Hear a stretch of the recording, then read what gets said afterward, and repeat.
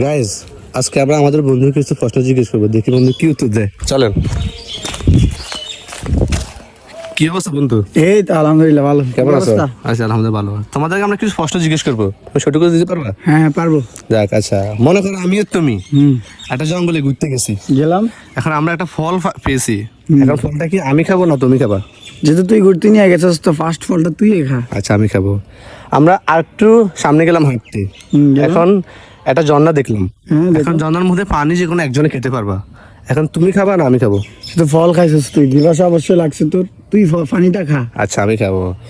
আর একটু সামনে গেলাম, গেলাম, দেখলাম একটা মুসি। দেখলাম। সে আবার যেমন তেমন মুসি না, সে আবার গোয়া শিলায়। এখন কার গোয়া শিলাইবো, আমার না তোমার? তুই সবই খাইলি, তুই ফল খাইলি, পানি খাইলি, তোর গোয়াটাই ছিল। আচ্ছা যাক, আমার গোয়া শিলাইবো।